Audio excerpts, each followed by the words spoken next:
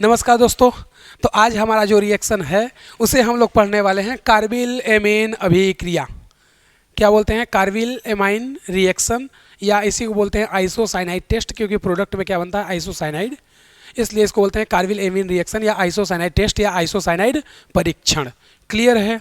तो इस रिएक्शन के बारे में हम लोग अभी देखेंगे, पहले क्या होता है, फिर उसके बाद इस रिएक्शन में प्रोडक्ट क्या बनता है, लास्ट में इसके मैकेनिज्म को हम लोग देखेंगे।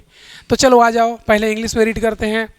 व्हेन 1 डिग्री, ध्यान रखना यहाँ पर क्या बात किया है वो, 1 डिग्री एलिफैटिक या एरोमेटिक एमाइन, तो चाहे एलिफैटिक हो या एरोमेटिक दोनों ही रिएक्ट किससे करेंगे? क्लोरोफॉर्म।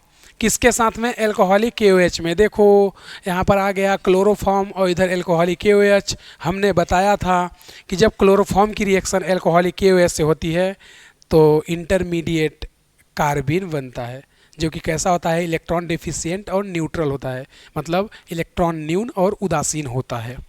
आगे देखना, alkyl isocyanide is form, this is called carbyl amine reaction या आइसोसाइनाइड टेस्ट। तो आइसोसाइनाइड बनता है, इसलिए रिएक्शन को क्या बोलते हैं? आइसोसाइनाइड टेस्ट या कार्बिल एमाइन रिएक्शन।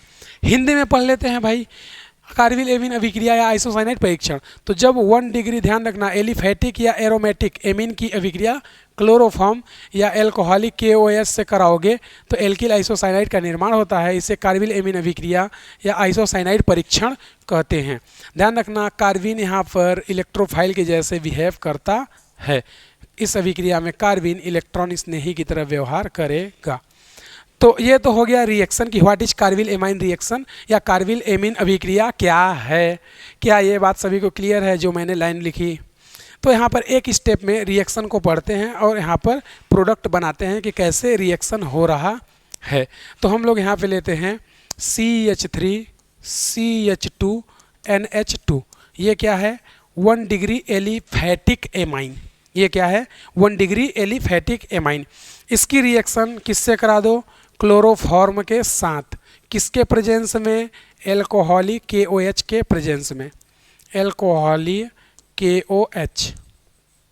तो प्रोडक्ट क्या बनेगा? आइसोसाइनाइड। प्रोडक्ट क्या बन जाएगा?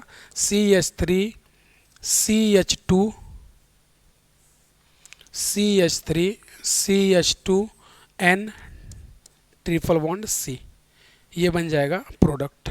क्या बन जाएगा? आइसोसाइनाइड। इसका नाम क्या होगा? Ethyl isocyanide. क्या होगा? Ethyl isocyanide. तो यहाँ पर आइसोसाइनाइड बनता है, इसलिए रिएक्शन को बोलते हैं आइसोसाइनाइड टेस्ट या कार्बिल एमाइन रिएक्शन।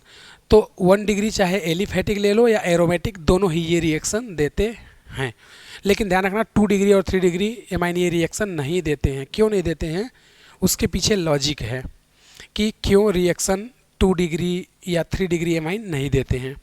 तो ये तो हो गया रिएक्शन जनरली जो कि पूछा जाता है। तो यहाँ पर एलिफैटिक एरोमेटिक दोनों ही एमाइन, लेकिन 1 डिग्री होने चाहिए, क्योंकि 2 डिग्री और 3 डिग्री के पास 2 हाइड्रोजन नहीं होते हैं, इसलिए 1 डिग्री सिर्फ देता है क्योंकि उसके पास 2 हाइड्रोजन होते हैं। 2 डिग्री और 3 डिग्री ये रिएक्शन नहीं देते हैं क्योंकि उनके पास 2 हाइड्रोजन नहीं होते हैं। और अगर 2 हाइड्रोजन नहीं हैं तो ध्यान रखना, अगर 2 हाइड्रोजन नहीं हैं तो फिर 2 डिग्री और 3 डिग्री एलिफैटिक या एरोमेटिक एमाइन ये रिएक्शन नहीं देंगे। क्लियर है? तो 2 हाइड्रोजन का सर क्या करेंगे आप? भाई 2 हाइड्रोजन हम बोल रहे हैं होना चाहिए, 2 हाइड्रोजन का क्या करेंगे? चलो देखते हैं मैकेनिज्म में क्या करेंगे 2 हाइड्रोजन का। तो आ जाओ, मैकेनिज्म। मैकेनिज्म हिंदी में क्रिया विधि, यानी कि रिएक्शन कैसे हो रही है। क्रिया विधि, रिएक्शन कैसे हो रही है, रिएक्शन कैसे हो रही है। रिएक्शन की क्रिया विधि हमें बताएगी कि रिएक्शन होगा या नहीं। और 2 हाइड्रोजन का क्या करते हैं? तो सबसे पहले तो क्लोरोफॉर्म और KOH की रिएक्शन कराओ, जल्दी कराओ जल्दी कराओ। या ये देखो, या ये क्लोरोफॉर्म, ये एल्कोहलिक KOH। ये हमें पता है कि यहाँ पर क्या बनता है, यहाँ पर बनता है कार्बिन, इलेक्ट्रोफाइल बनता है।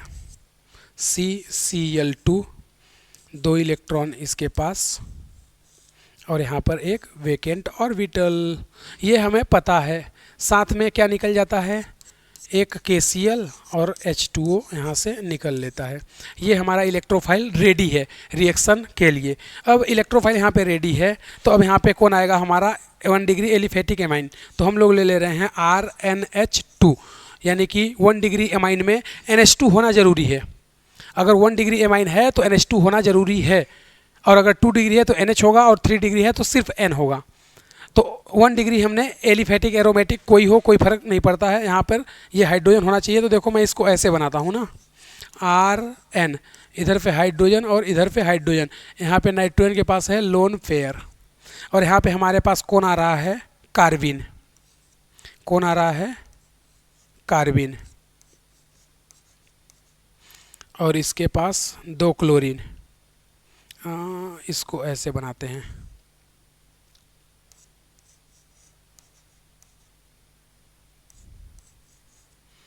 इधर पे क्लोरीन और इधर पे भी क्लोरीन।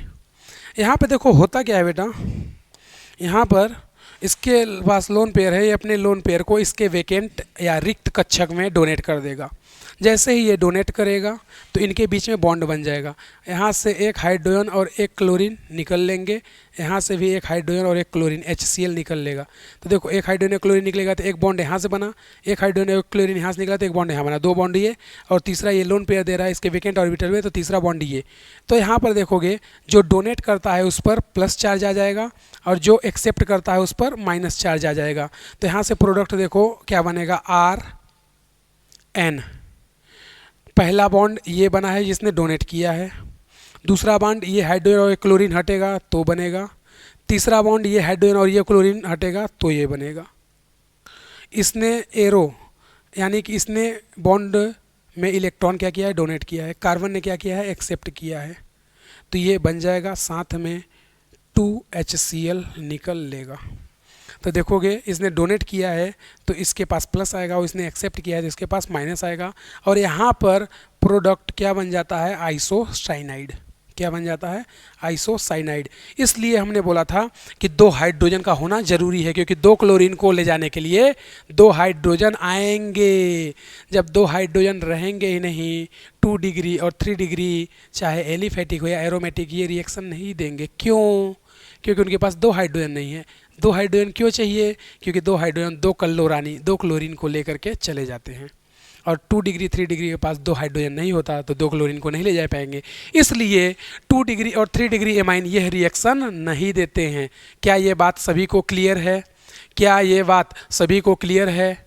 क्या ये बात सभी को क्लियर है? बोलो यस या नो, क्या ये बात सभी को क्लियर है? चलो जल्दी से इसको सभी लोग स्क्रीनशॉट करें, नोट करें, और उसके बाद हम लोग अगला रिएक्शन पढ़ेंगे कि क्या है, लेकिन उस रिएक्शन को कल पढ़ेंगे। क्लियर है?